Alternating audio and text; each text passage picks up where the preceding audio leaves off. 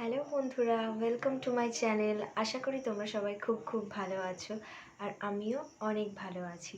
তো চলে আসলাম আবার একটা নতুন ভিডিও নিয়ে। আজকে তোমাদের সাথে যে রেসিপিটা শেয়ার করব না, তোমরা দেখলে তো অবাক হবেই এবং খেতেও অনেক সুন্দর। তো চলো দেখে নাও।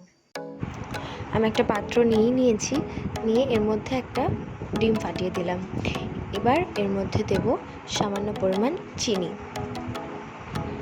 এই দেখো, চিনিটা দেওয়ার পর আমি এটাকে ফেটিয়ে নেব।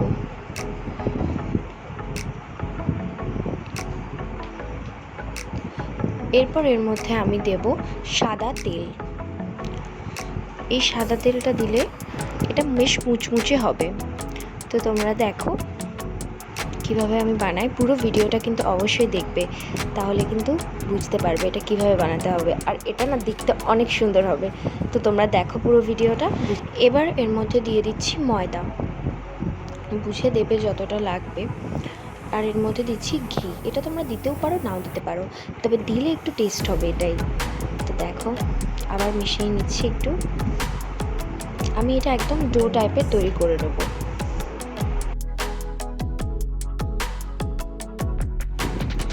এরপর একটু জল দিয়ে মিশিয়ে নেব। তোমরা যদি আমার চ্যানেলে নতুন হও তাহলে অবশ্যই আমার চ্যানেলটা সাবস্ক্রাইব করে দিও, আর যারা দেখছো তারা একটা লাইক করে দিও।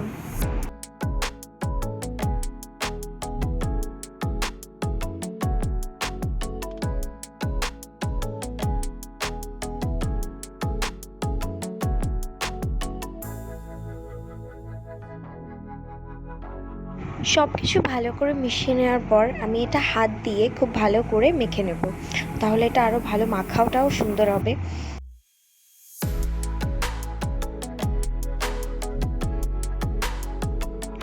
দেখো আমি একদম গোল গোল করে কেটে নিয়েছি। এরপর আমি হাত দিয়ে এরকম বাটি টাইপের তৈরি করে নেব। এটা আমি আগে থেকেই তৈরি করে রাখছি।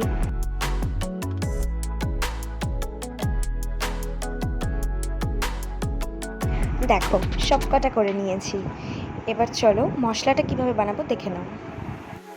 এখানে নিয়েছি আলু সিদ্ধ, কাঁচা পেঁয়াজ, গাজর কুচি, লঙ্কা কুচি, স্বাদ মতো নুন, আর দিলাম একটু গরম মশলা আর ম্যাগি মশলা।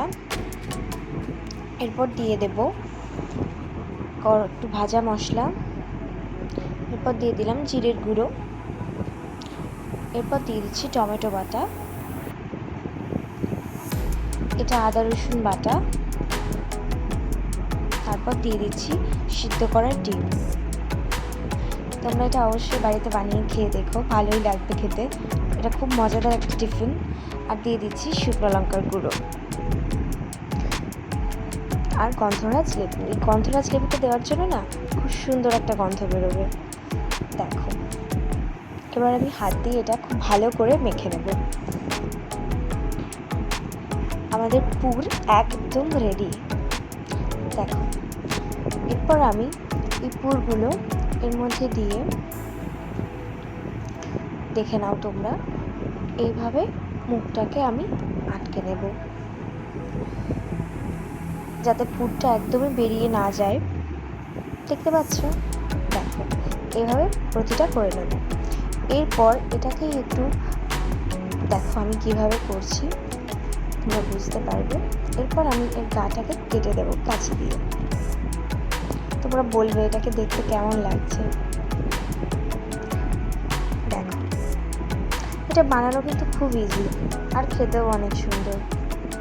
আমার সব কটা করা রেডি হয়ে গেছে। আমি গোলমরিচ দিয়েছিলাম বাট এগুলো থাকছে না। তো দেখো দেখতে কিন্তু খুব কিউট লাগছে। এরপর আমি তেলে এগুলো ভেজে নেব, লো ফ্লেমেই ভেজে নিতে হবে।